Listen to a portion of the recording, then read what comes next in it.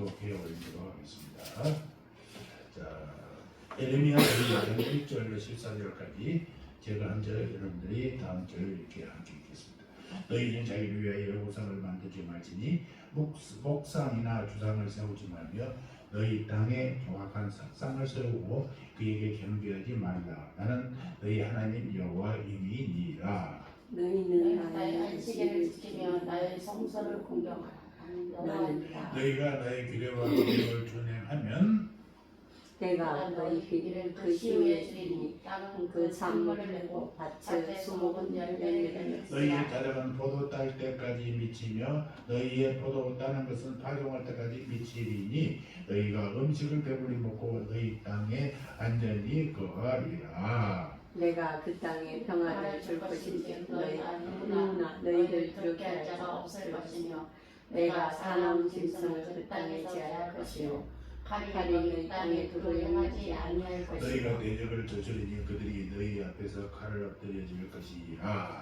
너희 다섯이 배를 쫓고 너희 배이 말을 쫓으리니 너희 배들이 너희 앞에서 칼에 엎드려질 것이라. 내가 너희를 공부하여 나의 너희와 세운 언약을 이행하여 너희로 번성케 하고 너희로 창대케 할 것이며 너희는 어제 구웠던 묵은 곡식을 먹다가 새 곡식을 인하여 묵은 곡식을 치우게 될 것이며 내가 내 장막을 너희 중에 세우리니 내 마음이 너희를 싫어하지 아니할 것이며 나는 너희 중에 하여 너희 하나님이고 너희는 나의 백성이 될 것이니라. 다같이 나는 너희를 애굽 땅에서 인도하여 그 종들을 명케 한 너희 하나님 여호와라.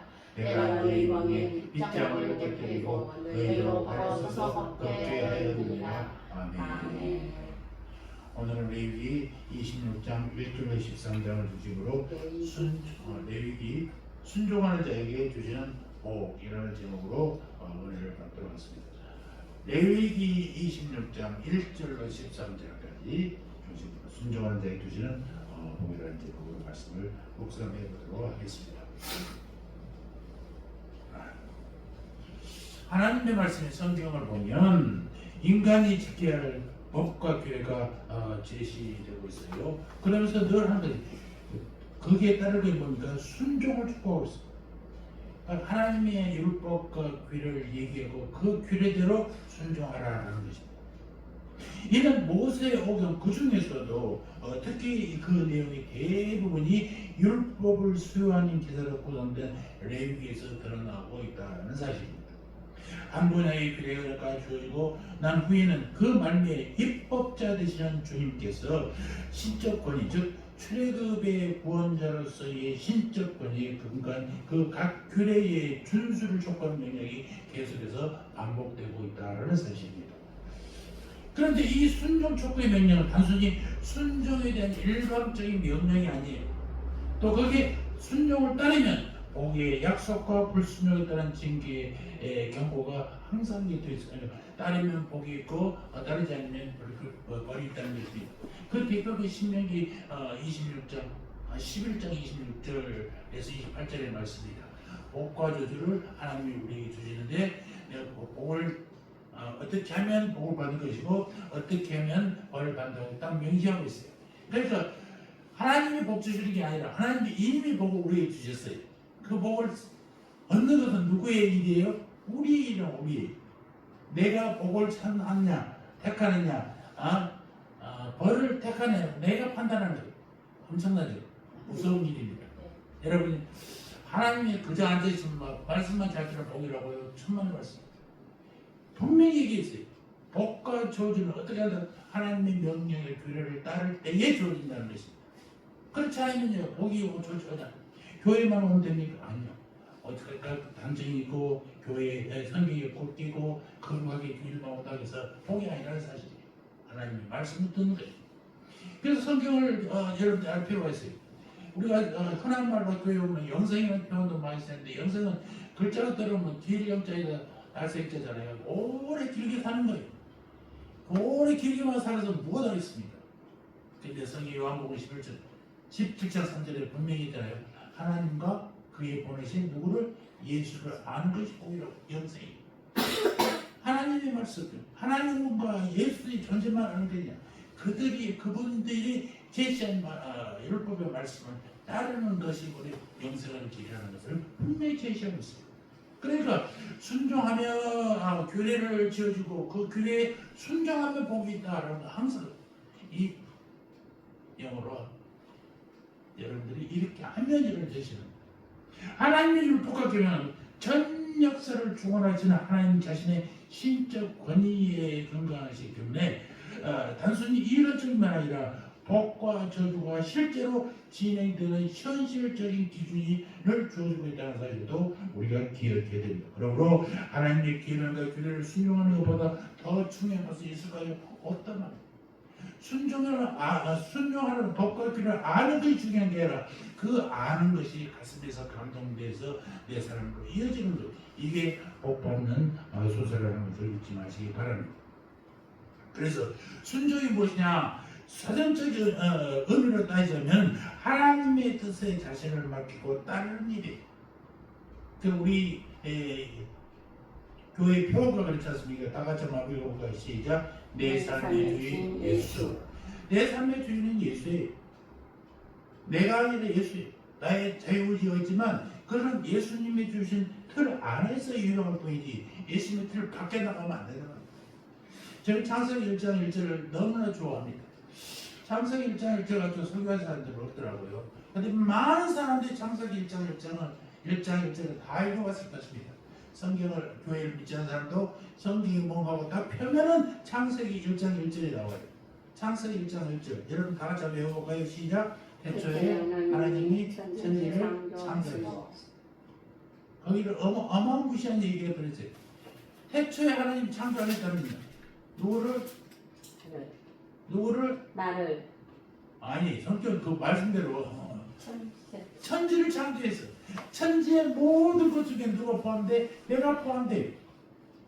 어릴 때 내가 배를 만들었습니다. 밤나무 껍질을 벗기려고 소나무 껍질과 두꺼운 껍질 있잖아요. 그걸 깎아가지고 배를 만드는데 뒤에서 닷을 달고 도서 닷새로 놔두면 겨울에 놔두면 바람에 의해서 또 흘러가는 물길이 흘러가고 있어요. 거기다 그 이름도 쓰지. 김영호. 저 아래 동네에서 그걸 발견하면 누가 잡든지 김영호 거예요. 그럼 지가 나한테 갖고 오는 거지. 내 거니까. 여러분, 우리를 하나님 만드셨다니까 우리는 누구 거예요? 하나님의 거예요. 하나님의 법대로 살아야 돼요. 하나님의 가르침대로 살아야 돼요. 그럼에도 불구하고 하나님이 주신 우리 자유의지라는 것 때문에 자꾸 내가 한다고 생각해요. 우리 기도가 되고 우리 그렇지 않습니까? 하나님 뭐뭐 해주세요. 뭐뭐 해주세요. 하나님의 법을 따르려고 하는 게 아니라 내 우선이 뭐든지 내가 받을 법부터 계산하지 하나님의 말씀과 규례를 따르려고 생각하지 않고 있다는 것입니다. 마태복음 6장 33절의 말씀이 그렇지 않습니까? 먹고 사는 문제 어떻게 살까 걱정하지 마라. 그것보다 더 우선적으로 하나님의 나라를 구하면 뭐가 생긴다고? 하나님의 모든 것을 주신다는 거예요. 이게 복이라고 해요.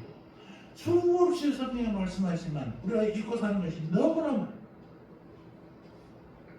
그래서 이 프랑스의 파스칼이라는 사상가가 이런 얘기했어요. 진정한 그리스도인이 되는 길은 나의 모든 것, 즉 몸과 마음, 물질, 시간, 명예, 그리고 영혼까지도 주님이 주장하시도록 맡기는 것이다 라고 하는 것입니다. 이걸 짧게 표현한 거예요. 내 삶의 주인이 예수라는 거예요. 아멘. 우리의 삶의 주인은 예수인 걸 여러분 꼭 기억하시기 바랍니다. 이제 우리가 나이 먹고 아무리 욕심이 있어서 열정이 있어서 전도하고 교회를 키워보겠다 해도 전도를 해보겠다 해도 우리는 이제 정하는 인생이잖아요. 남은 삶을 어떻게 멋있게 마무리할 것인가, 목회자로서 마무리할 것인가. 목회 교회를 담임하는 것이 문제가 아니라 담임하지 않더라도 은퇴하고 나서도 내 삶이 계속해서 내 삶의 주인이 예수라고 고백할 수 있는 우리가 내 말투에서 행동해서 꼭 목사 같습니다, 목사님 같습니다 라는 평을 얘기를 들을 수 있는 삶이 되어야 되는 거예요. 그렇지 않다면 내 삶 목사로서 이제 직계 끝났으니까 나는 아무것도 안 해요. 이건 정말 행동하는 거예요. 제 동기들이 은퇴한 사람이 많습니다.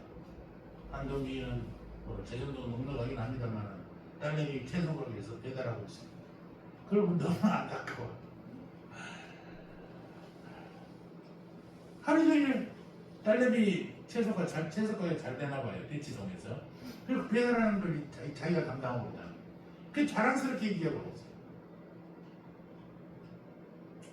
제가 알고 한 분은 다단계 다니시느라고 바쁘시고 돈을 벌어서 먹고 사는 것도 중요하지만 하나님의 일을 정말로 굶어 죽질 정도만 아니라면 내가 목소리로서 하나님의 말씀을 전하고 내 삶으로 전하는 역할을 해야 되지 않겠는가 하는 것을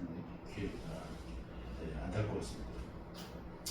양평에서도 나만 나이가 많이 됐더니 거기 온 사람들 다 많더라고 나비한테.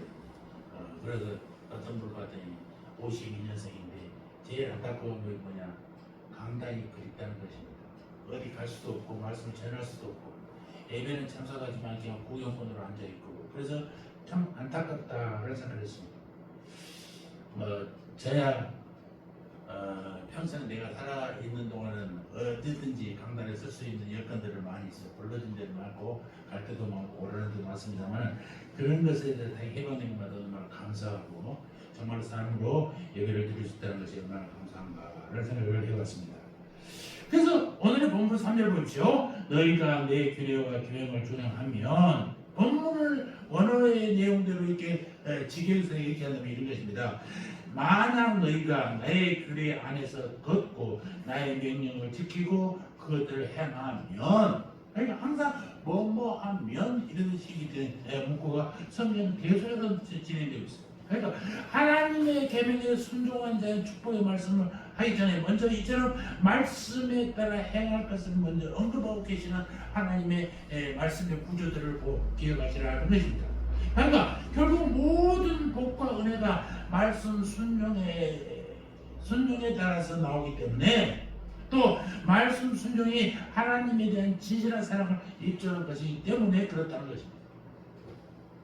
오늘 본문에서 우리의 시선을 끄는 것은 율법 순종의 복을 언급하기 전에 율법을 대표하는 것으로 우상 숭배 금지와 안식일 성수 그리고 성서 경외의 계명을 제시하고 있는 점입니다.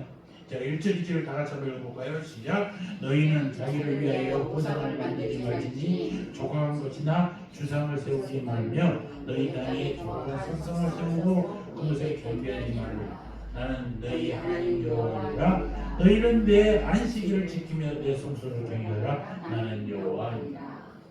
내 안식일을 지키며 내 성소를 경외하라는 말씀은 하나님께서 이스라엘 백성들을 하여금 시간적으로는 안식일을 지키는 것이고 공간적으로는 성소 제도를 준수하게 함으로써 백성이 하나님 중심적으로 살아가도록 하기 위한 것이다 라는 것입니다. 사실 성도의 신앙생활에서 가장 중요한 건 주의를 지키는 거잖아요. 늘 교회의 중심적으로 사는 것입니다. 이건 정말 중요합니다. 아무리 믿음이 좋은 자 할지라도 교회를 떠나서 혼자 예배드리고 혼자 한다는 것은 어려운 얘기예요. 바른 신앙의 성장을 기대할 수가 없는데 이런 사람들은 자꾸 왜곡되게 돼 있어요. 예전에 교회 중심적인 신앙생활보다 선교단체나 선교 공부하는 단체들이 엄청나게 더 커졌습니다. 그래서 CCC 같은 단체도 엄청 성장했겠습니까? 근데 그것은 결국 정상적인 교회가 아니면 항상 문제를 일으킬 수밖에 없다는 사실이에요. 그래서 선교단체와 교회가 다른 것 중에 제일 하나가 뭔지 아십니까? 선교단체는 성례제는 할 수 없어요. 세례를 줄 수 없고 성찬을 할 수 없어요. 목사가 있어요. 교회만 할 수 있어요. 성례제는 뭐라고 그랬어요? 교회의 표지, 말씀과 성례전과 징계, 이게 교회가 있는 가장 큰 비거든. 요즘에 징계는 여기서 징계받으면 저를 가버리고 막 그러니까 그렇지만 그러나 잘못하면 잘못하다 하고 그 회개할 때 하나님이 복 주신다는 게 징계는 정말로 중요한 거예요. 그러니까 교회의 옛날에 강대성이 그 밑에 또 단위 있지 않습니까? 이거는 여전도 회장이야 사회 보는 자리가 아니라 그게 바로 성찬상이에요. 성찬상. 그러니까 말씀과 성찬이 있는 이 교회의 표지라는 중요한 일입니다. 그래서 선교단체는 시기에 따라서 부모할 수 있지만 교회의 정상적인 교회 생활을 하는 것이 우리 신앙을 키워가는 가장 기본적이다라는 것입니다. 그래서 그래서 그런데 다시 교회 안으로 돌아서 정상적으로 성장하면서 발전하게 되는 다른 범위, 기독교의 범위에 벗어나지 않는 그런 교회들이 단체들이 되고 있었습니다.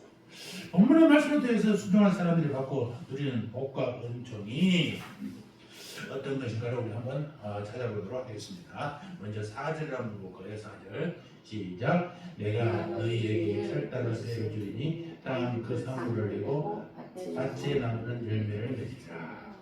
땅은 산물을 내고 나무는 열매를 맺는 것은 뭐 때문에? 비를 주시는 하나님 때문에 그런단 말이에요. 그러니까 순종하면 철따라 비를 주시는 하나님, 그리고 순종하면 뭐예요? 풍요의 복을 주시는 거예요. 땅이 산물을 내고 나무는 열매를 맺는 얼마나 감사합니까? 여러분 성경을 잘 아시지만 만나가 언제 끊겼습니까? 요단강을 건널 때 끊겼습니까? 아니에요. 추수. 네, 가나안 땅에 가서 첫 수술을 하고 먹을 것이 있을 때 끊긴 거예요.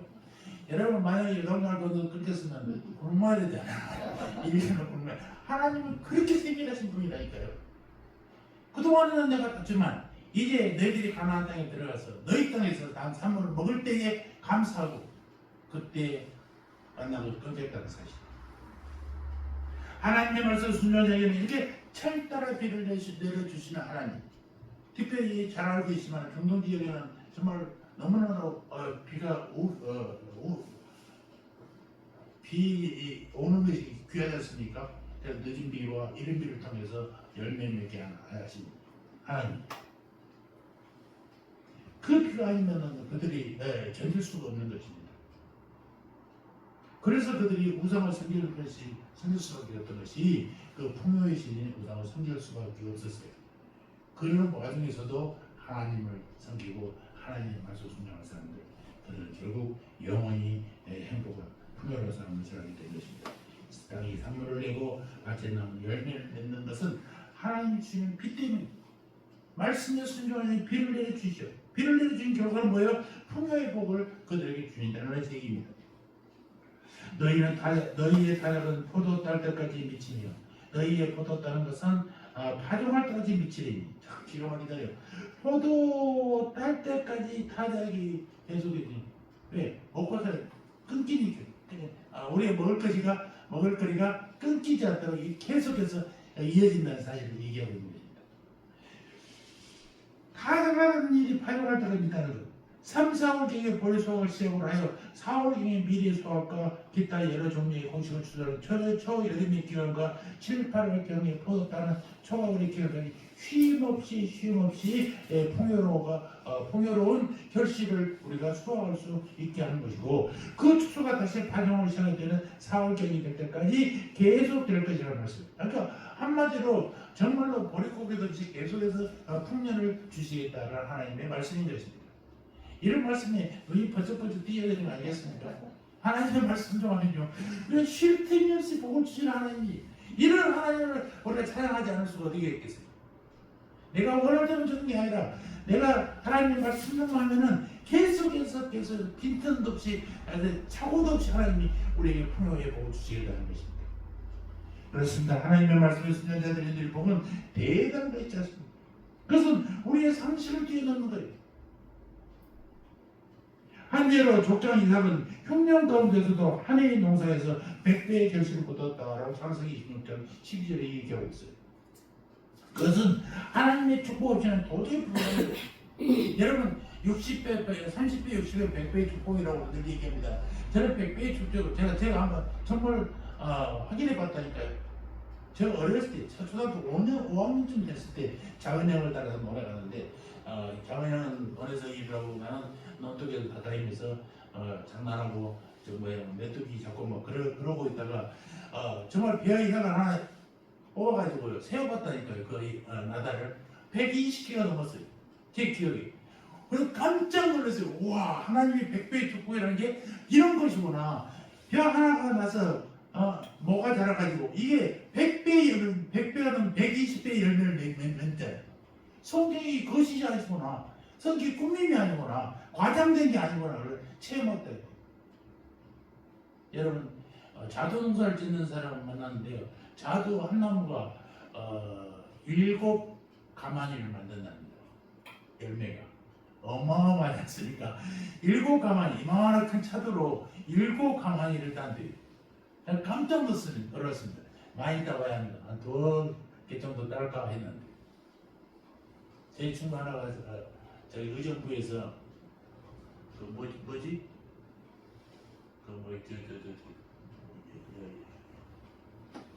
요리할 때 써서 설탕 넣어가지고 만들어서 파란 열매 있잖아요. 매실 농사를 하는데 혼자 딸 수가 없답니다. 동네 사람이 다 따는데 아직도 있답니다. 그래가지고 우리 동네도 8명이 가지고 가져갈 만큼 따래. 어마어마한 속을 주는 거예요. 하나님. 이런 축복을 우리가 누리기는 어렵지 않습니까? 하나님은 구약의 하나님만이 아니라 지금도 동일한 하나님이시를 믿으시기 바랍니다. 우리는 나이가 늙어서 은퇴하지만 하나님은 은퇴라는 게 영원히 존재하시는 분이에요. 아멘? 그때나 지금이나 동일한 하나님이라는 사실을 잊지 마시기 바랍니다. 그러면 우리도 하나님의 말씀을 믿으면 어떻게 한다고? 삶의 가 이루어지게 된다는 사실을 잊지 마시기 바랍니다. 그래서 모세의 말씀 한번 볼까요? 신명기 7장 12절 한번 찾아봅시다. 신명기 7장 12절.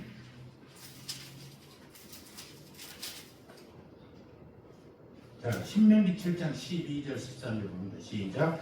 너희가 이 모든 법도를 듣고 지켜 행하면 네 하나님 여호와께서 네 조상들에게 명하신 언약을 지켜 네게 인내를 베푸실 것이다. 곧 너를 사랑하고 복을 주사 너를 번성케 하시되 네게 주라고 제선들 명시하는 땅에서 네 소생에게 은혜를 베푸시며 네 토지 서성과 곡식과 포도주와 기름을 풍성하게 하시고 네 소와 양을 번식하게 하시니.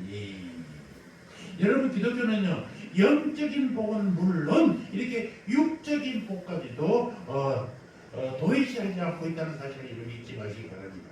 우리는 자꾸 영적인 복보다 구원의 복보다 물질적인 복에 시선이 꽂혀 있는 사실입니다만 영적인 복도 중요하죠. 그러나 우리의 삶을 살기 위해서 어느 상황에서 육적인 복까지도 주시는 하나님이시라는 거예요. 아멘. 영적인 복도 중요하다. 이 복이 제일 중요해요. 하나님 주시는 구원의 복은 정말 말할 수 없지만 그 구원의 복을 받고자 순종하는 자들에게 육적인 복까지도 가르쳐 하나님이라는 사실을 여러분 잊으셔서는 안 된다는 것입니다. 그래서 성경은 언제나 영적인 복과 육신적인 복을 동일하게 강조하고 있어요. 세상 사람들은 나는 아무 상관없어. 내가 목자를 아무 나는 하나님만 잘 믿으면 영적인 힘만 돼. 그래서 뭐 계속 합니다. 제가 내비게이션을 하면서 그분이 좋으라고 얘기하지 않지만 하면서 참으로 막 망설여지고 갈등이 이렇게 하다가 내비게이션 잘못되겠구나 하는 생각도 많이 하고 제가 내비게이션을 다시 정말 공부해서 해보자라고 했던 것이었습니다. 그저 말로만 영적 해서는 안 돼요. 아까도 얘기했지만 영적인 자는 뭐 어떻게 해야 된다고? 말씀대로 사는 사람이 머리에 많이 알고 있는 게 아니라 입으로 맛있는 얘기를 하는 게 아니라 삶으로 사는 거예요. 살지 않으면 아무 필요가 없는 거예요. 저도 대학 4학년 때까지 내가 성경 퀴즈대도 나가서 읽더라고요. 성경 빨리 찾기도 하고 막 그랬다니까요. 옛날에는 성경이 이렇게 옆에 이렇게 저기 없었잖아요. 그래서 이렇게 다 붙였어요. 딱지를 붙였어요. 이렇게 딱지를 붙여갖고 안 했더니 나보고 반칙이래. 이렇게 찬성해 반칙이래. 아니 반칙이라 말아 내가 만들었는데 불쌍하겠어. 그렇게 했어요. 성경도 많이 알게 됐어요. 학교에 수필 쓸 때 성경을 많이 인용하게 됐어요. 그런데 정말 하나님을 못 만난다니까요. 하나님을 만나고 나니까 완전히 달라졌어요. 근데 저를 비옥기에서 계속해서 찬양이 울려나갔대. 내가 얘기하는 게 아니라 내 옆에 있는 방에 동기가 네 방에서는 항상 찬양이 울려나갔어. 그 친구가 기억하고 있는 게 알았네 나는 알았네 잿빛 세상이 지난 세상이 잿빛 세상이었다는 그 노래가 있어요. 체리라는 전도 그 찬양 사역자로 복음송했던 것이 있습니다. 그 친구가 43년 만에 만나요. 그 얘기 때 김정희 방에서 항상 그 노래가 나와서 내가 그 노래를 외울 정도였어요. 그분도 교회에 다니는 사람입니다만 그 정도로 기억하고 있어요. 그렇게 달라졌어요. 정말 하나님을 만나니까 달라지더라고. 내가 이제 그 알고 있는 것이 달라졌어요. 그러다가 목사가 되볼까 했던 것이 서원이 돼가지고 결국에서 목사가 됐습니다만은 하나님은 그런 것까지 간섭하시는 분이더라라는 사실입니다. 그러니까 중요한 것은 육적인 복이 영적인 복과 어떻게 관련되느냐를 것이 성경에서 강조하는 것은 하나님과의 바른 축복의 관계를 맺으면 나머지 육신적인 복도 어떻게 자연스럽게 우리에게 주어진다라는 얘기입니다. 그것이 마태복음 6장의 30절에서 나오는 얘기가 똑같은 거예요. 먹고 사는 게 걱정하지 마라. 하나님 나라 의를 구하면 너희들 삶은 내가 책임져 주신다. 들풀도 봐라. 정말 이런 새들도 봐라. 내가 다 키우지 않느냐. 너희들이 하는 거야. 내가 그만두겠느냐라고 하시더니 말씀 여러분 기억하시겠습니다. 또 요한 3서 1장 2절 보니까 사랑하는 자여 내 영혼이 작정같이 내가 범사에 절되고 강건하기를 내가 간구하노라. 그걸 하나 가지고 조영기 목사님이 청보음교회를 왕성하게 키웠던 거 아닙니까? 삼박자 축복 해가지고 그 약간 그때 이단성이 있어가지고 한국 교회에서 왔다 갔다 할 뻔했었는데 그 양반은 대들지 않고 자기 재산 문제로 한번 치권했습니다. 70년도에. 그런데 다시 정상적인 전통 교단으로 다시 돌아오게 됐었어요. 순종하고 다시 돌아왔죠. 성경은. 여러분 철저하게 모든 말씀에 철저하게 순종하면 풍요의 복과 부의 복을 누리게 된다는 것입니다. 여러분 정말 우리의 남는 삶이 얼마인지는 알 수 없지만 정말 하나님의 말씀에 순종하고 머릿속에 지식으로 알고 그것이 가슴에서 감동돼서 내 삶으로 이어지는 여러분들 되시기를 진심으로 바랍니다. 그래서 만나는 사람마다 꼭 사모님은 그 교회 다니는 사람 같습니다. 다른 얘기를 들으셔야 된다니까요. 여러분들 다 들으셨을 줄 믿습니다. 아멘? 안 들으셨어요? 들어보셔야 들으셔야. 그러니까 알고만 있는 게 아니라 그것이 내 마음을 감동해서 밖으로 나와서 사람들에게 울림을 줘야 돼. 그래야 교회에 오는 거예요. 전도가 되는 거예요. 아이고 교회 다니는 양반이 저 모양이에요. 저는 정말 난 예수는 잘 알지만 좋아하지만 예수 믿는 것들을 보고 있어서 교회 안 나온다는 얘기를 그래서 하는 것입니다. 여러분 말씀에 순종해서 부의 복과 영적인 복과 육적인 복을 하는 풍요롭게 받을 수 있는 여러분 되시길 주의 이름으로 축원합니다. 두 번째, 자 6절 봅시다. 시작. 내가 그 땅에 평안을 줄 것인즉 너희가 누울 때 너희를 그렇게 할 자가 없을 것이며 내가 살아온 짐승을 그 땅에서 제할 것이요 칼이 너희의 땅에 두루 행하지 아니할 것이며. 그러니까 하나님의 말씀에 순종하는 자에게 주시는 또 다른 복은 재앙과 재난과 전쟁을 없애주는 복이라는 것입니다. 그래서 뭐예요? 평화의 복을 주시겠다는 얘기. 6절은 하나님께서 이스라엘 백성들에 주시는 평화에 관한 내용의 말씀이에요. 계명에 순종하는 이스라엘 백성들은 악한 자나 살아온 짐승이나 전쟁의 칼등으로부터 안전하게 보호받고 평화를 누리게 될 것이다 라는 얘기입니다. 이 사실이 우리에게 주는 교훈은 참 커요. 그것은 하나님께서 모든 평화의 근원이라는 사실이에요. 주님은 평화의 근원이세요. 하나님 이 세상의 수많은 위험 조선으로부터 우리를 안전하게 지켜주실 수 있는 유일한 분이에요. 지구상의 피조물 중에 인간보다 더 크고 인간보다 더 용맹한 것이 얼마나 많습니까? 그런데 우리에게 지혜를 주시잖아요. 이 지혜로 그들은 물리칠 수 있는 거예요. 기가 막힌 일 아니에요. 사나운 사자들과 호랑이 같은 자들 우리가 어떻게 해결할까요? 병치가 2m, 뭐 키로수로나 200kg 이렇게 되는데 우리가 감당도 안 돼. 그들은 사나운 발톱과 이빨을 가지고 있죠. 우리는 뭐 아무것도 없잖아. 그럼에도 우리가 그들이 이길 수 있는 것은 하나님의 주의로 그들을 물리칠 수 있는 무기를 사용할 수 있는 능력이 우리에게 있다는 사실입니다. 여러분 감동하지 않습니까? 얼마나 정말로 밖에 다니면요 제일 무서운 것이 사람이에요. 사람. 짐승은 무섭지 않다니까요. 얼마나 해결할 수 있어.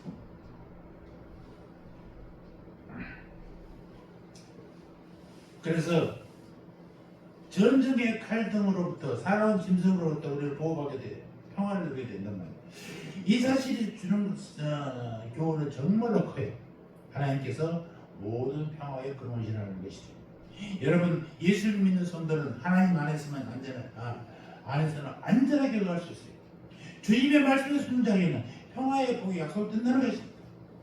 저는 정말로 감사한 것이 수많은 수술을 했지만 또 다른 성향이 다른 수술들을 했지만 그때마다 회복되는 역사가 주님께서 은혜를 주셔서 너무나 감사해요. 후유증이 한 번도 없었어요. 그때 그 만난 그 조카도 목사님 목소리가 있는데 내가 저번에 만날 때가 훨씬 좋아졌어. 날로 좋아요. 물론 이제 추위에 감기 증상이 있으면 제일 먼저 목의 근육이 부러지니까 목소리가 신소리가 납니다. 채나이 목사님이 나한테 목사님 목소리가 왜 그래요? 저는 원래 목소리 안 날 뻔한 사람이 목소리를 내고 있는 것입니다. 여러분 내 목소리 못 들어보셨죠? 제 옛날 목소리 좀 괜찮았다니까요. 지금 독일에서 살고 있는 유명한 테너로 활동하고 있는 그 친구가 우리 내가 보다 24살의 후배입니다. 그런데 같이 우리 합창 다녔을 때 내가 왔을 때 자기가 우리 바리톤 솔로 했는데 솔로를 뺏길 것 같은 두려움을 느꼈다고 그런 얘기 있어. 그랬다니까요. 그 친구가 이제 목사 안수 받을 때 와서 여호와는 나의 목자시니 혼자 독창을 했습니다. 얼마나 좋은 겁니다. 그 친구도 정말 하나님께서 놀랍도록 은혜 주셔서 대학교 때 그 친구 이름이 기억이 안 나네. 한양대 성악과를 만났습니다. 우리 한양대에 와서 재수해가지고 한양대 연전을 들어갔어요. 근데 그렇게 컸어요. 큰 덩치에 성량이 얼마나 좋은지. 유럽 놈들하고도 겨누어서 주연급으로 활동하고 있을 정도로 한국에 들어오지 않고 자리가 있으니까 일을 하는 거 아니겠어요? 그만큼 유명이 됐습니다. 뭔 얘기가 다 빠졌습니까? 목소리. 네, 목소리 때문이죠. 아니 목소리 이전에 말씀이 무슨 이야기? 그래서 하나님은 우리 평화의 근원이신 하나님이시라는 걸 어떤 위험 속에서도 그런 죽을 뻔하는 위험 속에서도 고쳐주시고 후유증 없이 이렇게 해주니까 너무나 감사한 일이죠. 주위에서도 코로나로 40일 동안 고생하다는 게 있었는데 나와서도 많이 고생을 했답니다만 저는 정말로 음식 맛이 없다든지 잠을 못 자든지 전혀 없었어요. 그리고 빨리 회복할 수 있었던 하나님께 감사를 드립니다. 여러분도 예수 믿는 성도는 하나님 안에서 영원한 그 안에서만 우리가 안전할 수 있다는 사실을 꼭 잊지 마시기 바랍니다. 주님의 말씀에 순종한 자에게 평화의 복을 주신다니까요. 시편 4편 8절에 이런 말씀이 있습니다. 내가 평안히 눕고 자기도 하리니 나를 안전히 살게 하시는 누구라고? 오직 여호와니라. 아멘. 우리를 편하게 자고 자는 것 자기 할 수 있는 것 얼마나 감사합니다. 저는 지금도 그 하나님께 정말 감사하고 축복하는데 잠을 오랜 시간을 자지 못하더라도 딱 누워서 베개에 머리 대면 5분 안에 잡니다. 그게 얼마나 감사한 거예요. 잠을 자려고 막 뒤죽박죽 이랬다 저랬다 하는 사람들 보면 안타까워. 너무나 감사한 일이죠. 여러분 우리가 편한 가운데 안전하게 거하기 위해서는 주님 안에 항상 머물러야 된다는 사실입니다. 주님이 우리의 보호자이고 주님이 우리의 인도자이고 그분의 말씀에 순종하는 주님이 다 울타리 치고 철저 맞춰서 위험에서 보호해 주시는 것입니다. 그럴 때 우리 인생 생사화복을 주장하시는 하나님께 우리에게 평안을 주시는 것 아니겠습니까? 아까 데려간 우리 박정일 집사님도 어렵게 사시는 분인데 지지난주에 투자하러 가다가 꼴깍했습니다. 내가 아침 7시에 데려다 줬는데 8시 반에 전화가 왔어요. 이상한 전화인데 딱 예감이 병원 갔대. 받았더니 기절해서 강동 성인병원에 갔습니다. 도착을 봤더니 의사가 고개를 어려울 것 같습니다. 또 1시간 후에 또 만났는데 준비하셔야 될 것 같습니다. 그래서 어떻게 해야 되나 고민했어요. 핸드폰에 뒤져서 그 형제들을 그냥 살아있는 걸 알고 있는데 찾아야 되나, 없으면 차라리 무용고자 처리해버리면 좀 편한데 그렇지 못해서 형님한테 전해야 돼야 해야 되냐 했더니 나무를 목사님이 다 적어놨더라고. 여동생 형님 다 이게 적어 제가 핸드폰으로 찍어왔었습니다. 그러고 나서 30분 후에 살아났다는 소식이 왔어요. 죽을 수가 없어요, 여러분. 시간만 제대로 급한 시간만 지나지 않고 병원에 가면 다 살릴 수 있어요. 지금도 식욕이 없습니다. 어디 아픈 게 아니라 식욕이 없어서 먹지를 못하니까 기력이 떨어져서 정신이 어지러운 거예요. 누워있으면 괜찮은데 정신이 고개만 들면 머리가 빙빙 돌아. 그래서 우리 건강했던 사람들도 기력이 떨어지면 그럴 수 있습니다. 과로하면 그런 어지럼병이 생기는데 딱 그런 증상이에요. 이 외양을 알아봐라냐 아까 고민했는데 외양을 보내면 거의 끝나거든요. 지금 벌써 투석한 지가 10년 됐답니다. 자기 주위에서도 10년 넘어서 문제가 생긴 사람들을 여러 번 보니까 이제 자기도 조심을 하고 또 저도 걱정하고 있는데 하나님 은혜로 제 바람은 한 5년만 더 살았으면 좋겠습니다. 내가 마칠 때까지만. 그리고 내 손으로 장례 치우고 가기를 기도하고 있는 거예요. 그러니까 다른 거하고는 다야. 그냥 밥 먹고 잘 먹을 수 있고 잘 자고 잘 배출할 수만 있으면 그것보다 더 좋은 건 없어요. 다른 것도 아무것도 기대하지도 않아요.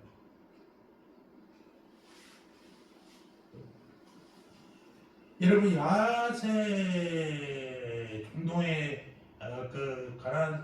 이스라엘 백성들이 가나안 땅에 들어갔을 때 뭐 집이 있겠습니까? 뭐가 있어? 아무것도 없잖아요. 텐트 생활해야 되잖아요. 텐트 생활하면 야생 동물도 공격받을 수 있어요.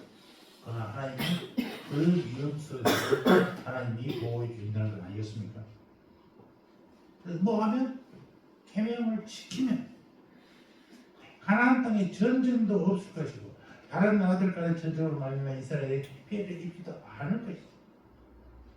제가 처음에 생각을 했어요. 아니 하나님이 가나안 땅에 들어갈 때 가나안 땅을 싹 쓸어 정리해버리고 들어가시면 되지 왜 사람들을 알고 싸우겠을까? 라고 하는 것을 오덴의 말씀을 듣고야 알았습니다. 오덴이라는 신학자가 독일의 신학자인데 그분이 하시는 말씀은요. 신율적 상호주의라는 얘기가 있어요. 하나님은요 전지전능하십니다. 근데 그 일을 누구하고 하기로 원해요? 사람과 하기로 원하죠. 하나님을 따르는 사람과 하기로 원하십니다. 하나님이 100% 하나님이 50% 인간은 50%에 100% 하는 게 아니라 하나님이 100% 일하십니다. 아멘? 그런데 인간을 통해서 일해요. 그러니까 가나안을 싹 쓸어버리고 어디 들어가 살아가 아니라 가나안에 들어가 내가 저들을 싸워 이길 힘을 줄 테니까 싸워. 누구를 통해서? 우리 손을 통해서 불티시켰다. 이게 하나님의 놀라운 역사예요. 이 신율적 상호주의를 접하고 나서부터 하나님은 우리에게 모든 걸 다 정리하고 우리를 하게 하는 게 아니라 우리를 통해서 하게 하시는 하나님이구나 라는 것을 깨닫고 우리에게 고통이 와도 역경이 와도 이 역경 하나님이 이길 수 있는 힘도 우리에게 주신단 말입니다. 그러면 누가 이기게요? 내가 이겨내는 거예요. 복과 저주를 우리에게 주신 복을 향해서 나가는 사람에게 복이 되게 하시는 하나님이신 것을 믿으시기 바랍니다. 그러니까 그런 벌판에서 텐트 생활하던 야생인들에게도 복을 받을 것이고 또 그들은 우리가 믿지 않겠다. 이스라엘이 믿지 않겠어? 저것들이 왜 이방인들 우리 땅을 차지하려고 그래? 그들은 정말 악을 쓰고 덤벙이 되었죠. 우리 편에서 보니까 그게 다 가나안의 복지 땅이지만 그들 편에서 보면요 난리가 나는 거예요. 우리의 터전을 뺏는 사람들이잖아요. 싸움이 있을 수가 없어요. 있지 않을 수가 없다고요. 그럼에도 불구하고 그들에게 하나님의 말씀대로 승리하게 할 수 있는 힘을 주시는 하나님. 방법도 제시하고 있어요. 7절 너희의 원수들을 쫓으리니 그들이 너희 앞에서 칼에 엎드려질 다 전쟁해. 나는 무서워. 하나님 정리해 주세요. 아니라 내가 나가면 그들이 다 없어지게 만들어 주시는 하나님이시. 이것은 앞에서 말한 평화가 전쟁 없는 상태로만 지속되는 것을 의미하는 것이 아니라 전쟁을 통해서 얻어지는 평화까지도 다 포함하고 있다는 거예요. 요즘에 정부에서 하는 얘기들 있잖아요. 전쟁은 해서 이기는 유명해요. 전쟁하지 않고도 이길 수 있는 힘을 가지는 거예요. 이게 무서운 겁니다. 그래서 지금은 북한이 우리가 북한을 공격해서 없애버린다고? 그럴 필요가 없어요. 우리의 힘이 크니까 저들이 우리를 넘볼 수가 없어요. 그러니까 오직 핵 하나가 의지하는 거예요. 핵 저거 발사하기도 전에 없어져버려요. 지네 땅에서 폭파되면 지들이 피해받게 된다고요. 그만큼 지금은 우리나라가 군사가 5대 강국이 옛날에는 무기를 북한 사람들이 많이 팔았는데요. 지금은 한국 무기가 세계를 지배하고 있어요. 놀라운 일이에요. 지금 미국의 그 항공모함이 우리나라에서 만들어진다는 사실을 기억하시기 바랍니다. 미국은 조선소가 만들 수가 없대. 기술자들이 없대. 그러니까 미국에서 먼저 처음에 협상할 때 미국에서 만들려고 했는데 여기서 사람들이 가야 되잖아. 그 감당하기 그들이 대응할 수 없는 거예요. 우리나라에 만들게 돼 있어요. 무서운 일이죠. 우리 땅에서 미국 항공모함이 만들어지고 있어요. 몇 년 전에 제 친구가 조선과 나온 배 전문가인데 그 친구가 거제도 대구에서 항공모함을 만들고 있다는 얘기를 들었거든요. 근데 그것이 우리나라까지 알았어요. 지금 핵 항공모함 딱 체결돼서 만들 수 있다는 그런 기술이 다 가지고 있는데 아직 만들지만 않았을 뿐이라는 것이 제재때 어마무시한 힘을 우리가 가지고 있어요. 북한 놈들은 감히 우리 쳐다보지 못해요. 북한이 두려워서 지금 뭐 한다고 그런 얘기를 생각하지도 말았어요. 지금 북한이 여러분들 강화도 가서 그 망원경이나 북한을 보십시오. 누가 보입니다만은 시멘트 벽이 다 쳐놨습니다. 옛날에 우리가 시멘트 벽을 쳤어요. 탱크와 모두만 오면은 그 탱크가 그걸 넘어갈 수 있는 시간 몇 번, 5분 벌려고. 근데 지금 북한이 다 쳐놨습니다. 우리가 쳐들어볼 거라고 두려워합니다. 이 정도의 국가의 힘이라니까요. 그들이 1년 GNP보다 우리나라 국방부 예산이 훨씬 많아요. 경제적으로 싸울 수도 없어요. 게임도 안 돼요. 보급이 잘라지면 다 굶어 죽어야 되는데. 포탄도 우리나라가 세계에서 가장 많이 지금 보유하고 있다는 거예요. 보유 포탄만. 지금 전쟁이나 일어나도 우리나라 그 제품들이 그대로 이용할 수 있는 제품들이 많이 돼요. 그만큼 대단한 세계에서 군사력으로 대단하다. 여러분 북한 정치인들이 얘기하는 북한의 공격 두려워하지만 우스워요.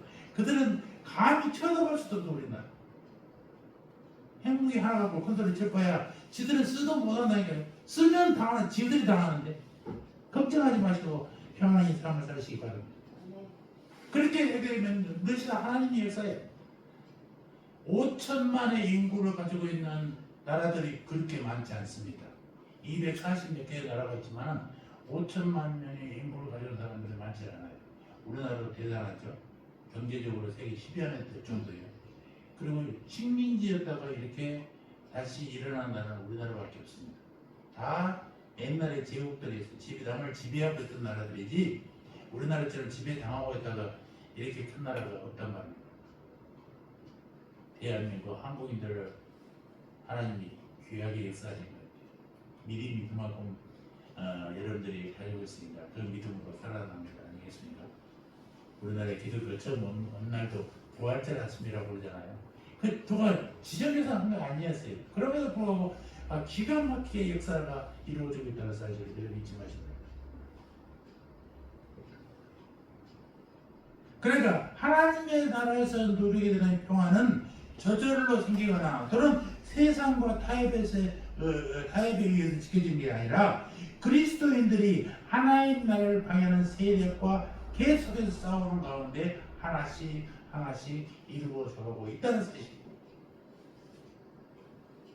하나님 나라 군사가 사탄과의 전쟁에서 승리하는 비결은 숫자에 맞고 적음이 있는 게 아니란 말입니다.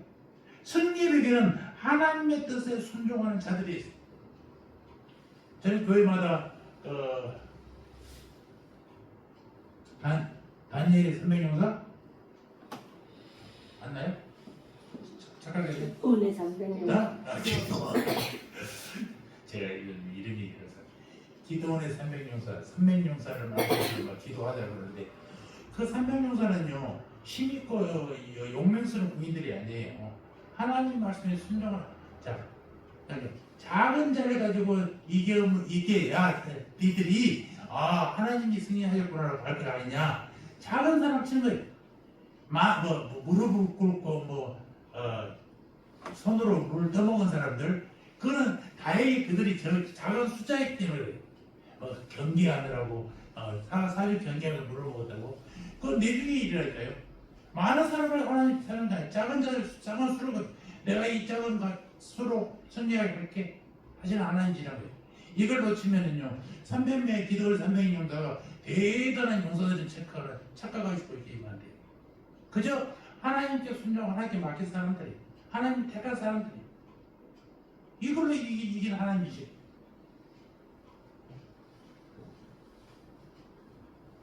그들이 어떻게 하나님 말씀에 순종하고 세상의 악과 그 말씀으로 이겨낸 사람들이 이기게 된다는 것입니다.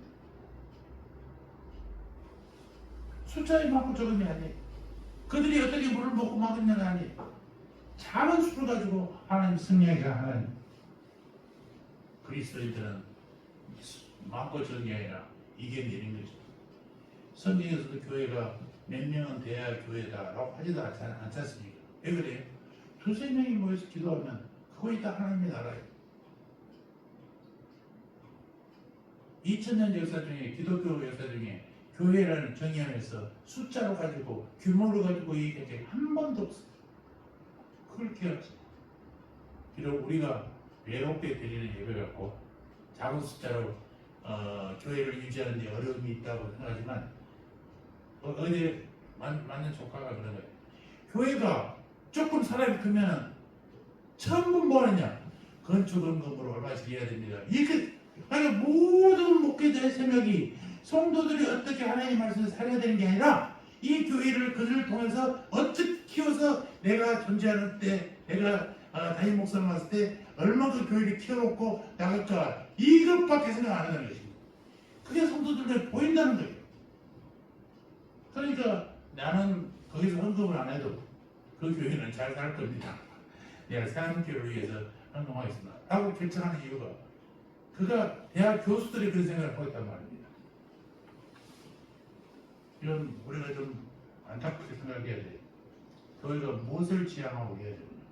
정말 중요해요. 성도로 하여금 물질적인 복만 받으려는 게 아니라 영적인 복이 우선이라는 사실. 그리고 그들에게는 영적인 복을 받는 사람들에게는 물질적인 폭력까지도 주시는 하나님이시라는 사실을 여러분 잊지 마시기 바랍니다. 여러분 우리 말씀에 창대와 번성이라는 단어가 있잖아요. 창대와 번성은 좀 달라요. 그러니까 창대는 내가 스스로 만드는 거예요. 번성, 하나님이 주시는 창대와 번성이에요. 중요한 것은 하나님이 지켜주셔야만 그 창대와 번성이 유지되고 보존된다는 사실도 여러분 잊지 마시기 바랍니다. 내가 쌓은 것은요 하루 이틀 다 무너질 수 있어요. 소돔과 고모라는 창대하고 번성이 떨어졌잖아요. 그런데 하루아침에 불타고 말았지 않습니까? 바벨론 바벨론은 어땠습니까? 또 애국은 어땠습니까? 당시에 최고로 세계를 흔들던 나라들이었어요. 그 결국 다 망했잖아요. 왜? 하나님의 얼굴을 돌리셨기 때문에. 왜 얼굴을 돌리셨을까? 그것은 그 나라들이 크고 강대하는 이유로 교만에 빠집니다. 야고보서 4장 6절에 이런 말씀이 있습니다. 하나님이 교만한 자를 물리치시고 겸손한 자에게 은혜를 주신다.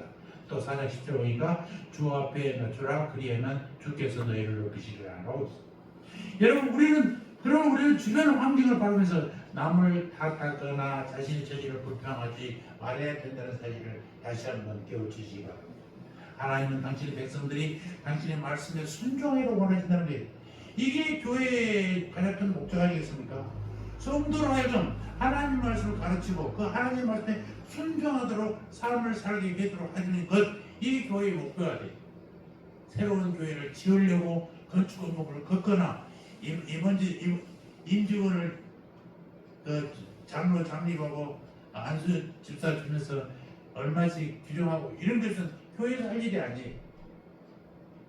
이게 지식인들에게는 마음을 상하게 하는 교회의 모습들인 것입니다. 여러분 정말로 거듭 얘기하지만 하나님의 말씀에 순종하는 여러분 되시기 바랍니다. 우리 사랑하는 목사님 모시니까 말씀이 길어져서 죄송하긴 합니다만, 또 네 번째 11절 한번 보겠습니다. 내가 내 선막을 너희 중에 세우노니 내 마음이 너희를 싫어하지 아니할 것이며. 선막을 세워주신다는 거잖아요. 그러니까 순종하면 하나님께서 임재와 인도의 복을 주신다는 거예요. 선막 자체가 그런 거지 않습니까? 선막은 누구를 위한 거였어요? 우리를 위한 거예요. 하나님이 우리를 만들어주시는 방법은 선막밖에 없어. 그러니까 교회가 하나님을 위해서 예배는 드립니다만 결국 누구를 위해요? 우리를 위하여. 그렇게 기도할 때 하나님, 우리가 이렇게 많이 모였으니까 하나님이 임재하셔서 우리 복을 주세요. 이런 기도하면 큰일 나는 거예요. 하나님이 우리를 불러주신 거예요. 만나기를. 그냥 예배 순서에 어느 목사님 같은 예배의 부름 있잖아요. 예배 부름. 예배의 부름이 뭐냐고 어떤 사람이 부르니까 자기가 다 앉혀, 우리의 예배를 받으시기 위해 하나님께서 불러주신다. 이건 제사 때 하는 얘기예요.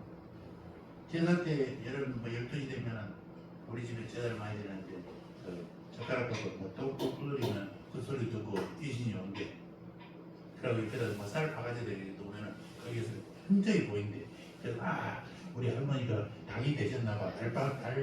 닭발 모습이 있어. 막 이런 얘기 하고 그랬거든요. 그럼 귀신을 부르는 얘기예요. 우리는 하나님이 부르는 게 아니에요. 하나님이 자리를 마련해서 우리에게 오라, 만나기 위해서 오라를 주는 거죠. 전혀 다르다니까. 개념을 여러분 이해 못하시면 안 돼요. 교회는 누구를 위한 거예요? 우리를 위한 거예요. 하나님이 우리를 만날 장소로 교회를 택하십니다. 그 만나는 교회는 예배이고, 그래서 예배의 순서가 어떻게 돼요? 하나님이 일방적으로 계속 보여주는 게 아니라 하나님이 말씀을 주시면 우리가 찬양을 하고, 하나님이 또 은혜를 주시면 우리는 또 헌금을 하고, 계속 주고받고 주고받고. 이게 예배예요. 예배는 어느 일방적으로 하는 게 아니라 계속해서 주고받고 하시는 거예요. 예배 순서가 그렇게 되어 있어요.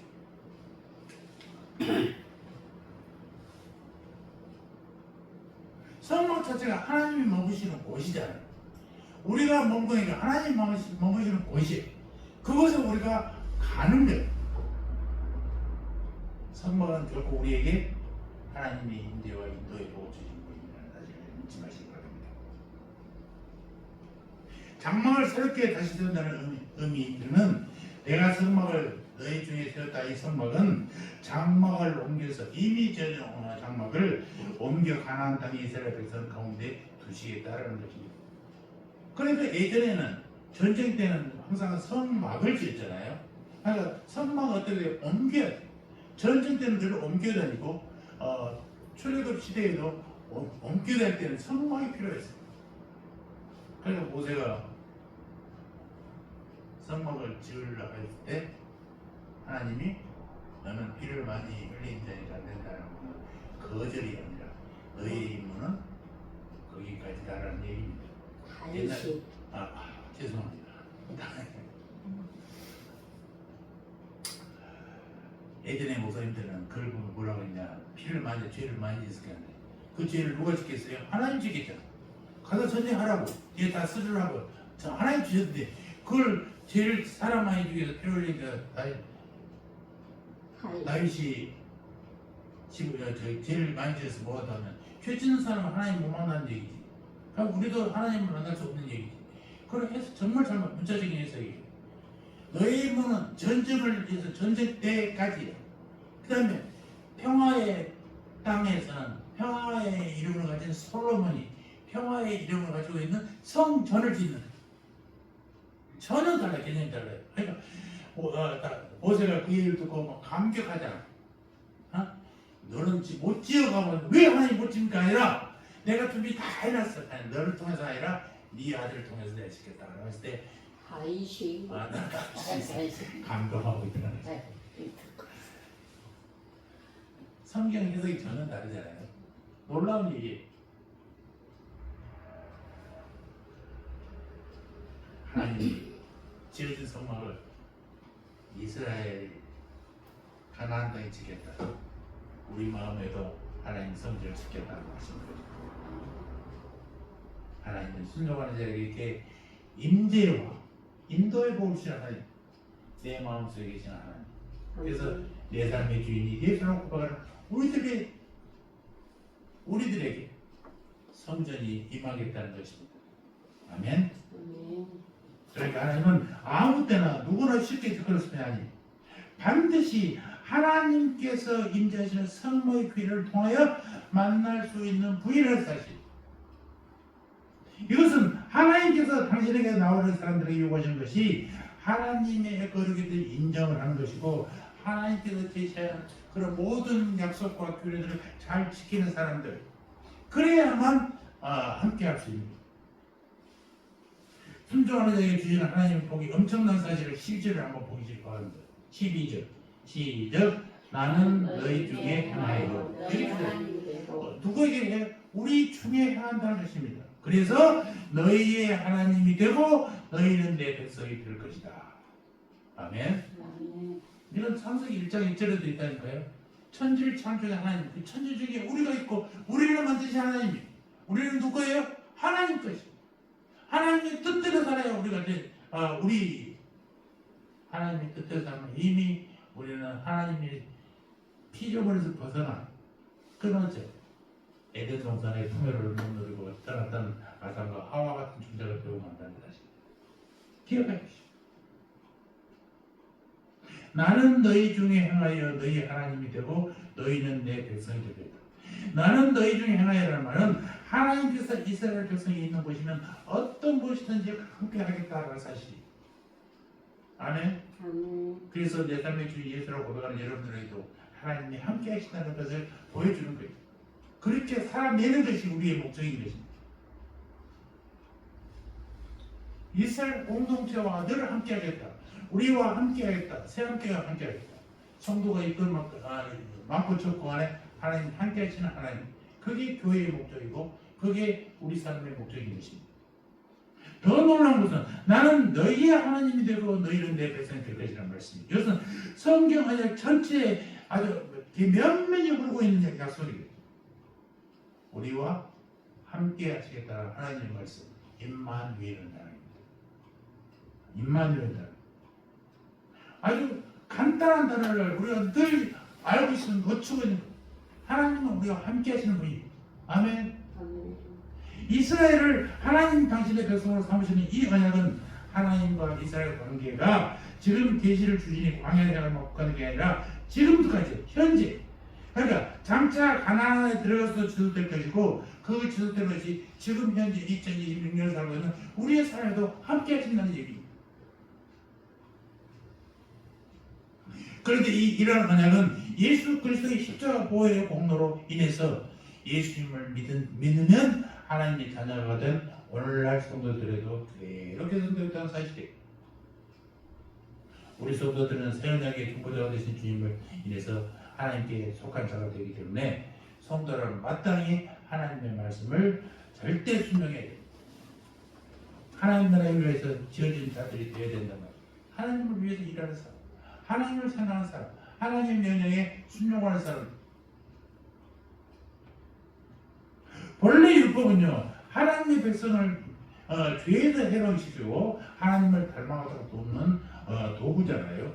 그것이 어떤 일을 하는 게 아니라 그것으로 믿는 사람들이 그렇게 살아야 된다는 규정입니다. 그런데 유대인들이 그 의도대로 살지 못했잖아. 의도를 제대로 파악하지 못하고 오히려 율법으로 무거운 명예를 만들었고 다른 사람 정죄하는 도구로 삼았다는 것이죠. 지금도 그래서 교회 왜 안 나와? 벌받아. 새벽기도 안 오면 안 돼. 이게 규정이잖아요. 그러니까 제가 공무원으로 있을 때 사순절 날 출석표를 벽에다 붙여놨어요. 올 때마다 딱지를 하나씩 붙여. 그리고 누가 많이 하니 해서 이거는요, 의도는 새벽기도에 많이 오라고 독려하는 게 교구가 되겠지만 이건 가장 나쁜 표예요. 성도들로 하여금 세상의 우선주의처럼 내가 많이 낳은 사람 복 받겠네라고 하는 얘기가 있는 거예요. 얼마나 안 나왔으면 그렇게 하겠어요. 요즘에는 사순절 40일 동안 기도하는 것도 많습니다. 사순절 특별 기도회 일주일만 합니다. 특별 새벽 기도. 제가 모임 때문에 가는 연락교회도 꼭 그렇게 해요. 그때만 나와. 할 수 없이. 그러므로 무슨 연락교회 교인이다. 역사와 전통을 잘하는 연락교회. 저런 내 신앙도 연락교회처럼 큰지 알고 착각하고 하는 거예요. 연락교회 장로도 우리 친구도 하나 있는데 교회 좀 건방지시다시피 하는 사람들이 많이 그 친구는 그렇지 않습니다. 내가 이런들 장로니까 내 믿음도 연락교회처럼 큰지 잘 살아요. 여러분 위험한, 그건 정말 위험한 일이에요. 내가 믿음이 있고 내 삶에서 언어에서 믿음이 없다면 하나님의 말씀이 없다면 그들은 정말 허수아비죠.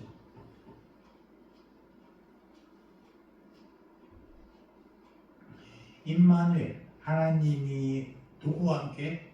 우리와 함께 하신 하나님. 임마누엘 해석할 때 하나님이 함께 하신다고 하는 사람들 가끔 있어요. 근데 그거는 임마누엘 아니에요. 누구와 함께? 우리와 함께. 저는 그 기도할 때 하나님 우리 아버지라고 늘 얘기하는 이유가 바로 그겁니다. 하나님 아버지 있지요 보통. 그러니까 제가 그거 묻을게요. 예, 나의 아버지라니. 남의 아버지가 중요한 게 아니라 나는 나의 아버지야. 그래서 하나님 우리 아버지라고 제가 기도할 때마다 항상 합니다. 14절에 보니까 하나님 약속의 말씀이 나오는데 내가 너희의 멍에의 빗장을 부순다.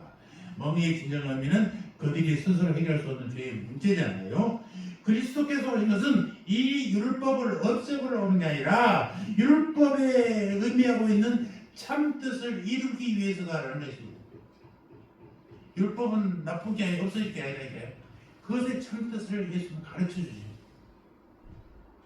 그런 의미에서 수고하고 모든 자들 다 내게로 오라.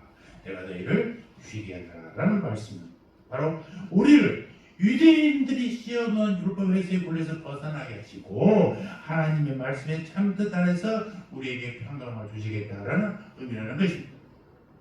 본문 13절 하반절로 한번 볼까요? 13절 밑에 뒤에 너희를 바로 서서 걷게 하였느니라. 이 표현은 노예 생활할 때에 굽이 있던 허리를 치료해 주신 하나님의 손길과 그들이 당한 치욕을 씻으시고 명예를 회복시켜 주시고 존엄성을 갖게 하신 하나님의 은혜를 엿볼 수가 있는 것입니다. 하나님 당신의 백성이 당신의 자녀답게 당당하게 살아가는 모습 이런 걸 보고 있어요. 당당하게 걷고 싶은 모습을 보고 계신단 말이에요. 요즘 우리 사모님한테 자꾸 지적 듣는 게 허리를 자꾸 펴라는 거예요. 자꾸 나도 모르게 허리가 이렇게 굽혀지고 있어. 나만 그런 게 아니라 우리 동기들 걷는 뒷모습을 다 그려놨더라고. 그 젊었을 때 당당하던 장교들의 모습이 아니야. 할아버지가 다 됐어. 의도적으로 저도 허리를 펴려고 합니다. 여러분 기독교인들이 청년들이요 성령 옆구리 끼고 이렇게 걷는 모습 그렇게 하는 건 기독교인이 아니에요. 당당해야 돼요. 허리 쫙 펴고 성경을 옆구리에 끼든 발랐다고 듣든지 옛날 어르신들은 성경을 흔들면 안 되는데 하나님 말씀을 흔들어주고 어지럽게 여러분 어지럽게 있어요. 성경이 여기다 나오는 성경 배우자면 거루가 말씀을 배우자 한다고 아니 배대로 대화할 수 있는 성경이 있다면 감사해. 더 중요한 건 내용을 안 본다는 것이지 성경을 귀하게 모시는 데 중요한 게 아니라니까요. 이것을 달아지도록 갖고 다니면서 늘 성경을 보는 것이 중요해요. 베개에 배고 있다가 눈만 뜨면 볼 수 있다는 얼마나 은혜예요.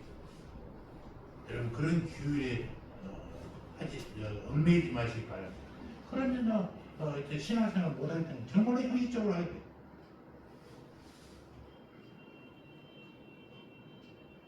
여러분 베드로후서 3장에서 얘기하는 말씀이 여러분 저는 제 내용이 아주 크게 작용했어요. 너희가 어떠한 사람이 되어야 마땅하냐. 여러분들이 내 삶의 주인이 예수라고 고백하시면서 나는 어떠한 사람이 되어야 되는가? 여러분 생각해보는 시간이 되시기 바랍니다. 추석 명절 지내면서 설날 명절 지내면서 여러분 정말로 나는 그리스도인으로서 어떠한 사람인가? 6, 7년 전에 설악산에 있는 영락교회 거기 수련관이 있어요. 그 한경진 목사님 거기 충만한 건물이 하나 있는데 거기 딱 들어갔더니 내가 어디 있느냐 써 있더라고. 그 글씨야 나 그걸 충격을 받았어. 늘 보던 글씨인데 그 말 딱 듣고 내가 목사 내가 어디에 있을까? 다시 생각하는 시간이 있었어. 오늘 또 여러분들이 똑같은 질문이에요. 우리가 기독교인으로서 내 삶의 주인 예수라고 입으로 고백한 사람이 나는 어떠한 사람이 되어야 되는가? 이 명제를 여러분 기억하시기 바랍니다. 그래서 우리 모두가 현실이 어렵고 힘들어도 끝까지 하나님 때 순종함으로써 풍요케 하나님의 복을 다 소유할 수 있는 여러분 되시기를 주의 이름으로 축원합니다. 영적인 구원의 복 정말 중요하고 이것이 하나님의 되시는 가장 큰 복입니다. 그런데 그 복을 얻은 분들에게 하나님은 너무나 물질의 복까지 준다는 사실을 기억하시기 바랍니다. 방향을 잘못 선정하면 어디에다 우리의 목표를 둬야 돼요? 하나님의 말씀과 규례에 따라서 살. 머릿속에 집어넣고 많이 알고 있는 게 아니라 그대로 삶을 살아가는 것, 이런 사람이 되셔서 복을 받기를 주의 이름으로 축원합니다. 할렐루야. 하나님 아버지, 오늘 또 우리에게 복 주시기 원하시는 주님께 나와서 예배합니다. 순종하는 사람에게 풍요의 복과 평화의 복, 언약 축복의 복을 주시기 원하시는 주님 앞에 끝까지 말씀에 순종함으로써 풍성케 하시는 하나님의 복을 다 소유할 수 있는 성도들 되게 하여 주시옵소서. 오늘도 함께하지 못하는 새하늘 가족들 주여 축복하여 주시옵소서. 박정희 집사님 아버지 힘을 얻게 하여 주시고 이정대 집사님 아버지 하나님 마음속에 다시 하나님이 말씀이 새겨지게 하여 주시옵시고 이든이 가족에도 아버지 어떤 것보다도 주님의 예배가 먼저라는 것을 다시 한번 인지하고 계십니다. 우리 부모님 주여 강건케 하여서 살아있을 순간순간 하나님을 찾아가는 귀한 하나님의 자녀가 되게 하여 주시옵소서. 한 주간도 명절입니다. 명절 동안 아버지 하나님이여 우리의 건강과 서로 가족 간의 사랑을 누리게 하여 주시옵시고 오랜 발걸음에도 주님 인도하여 사고 나지 않도록 주여 축복하여 주시옵소서. 감사합니다. 예수님의 이름으로 기도합니다. 아멘.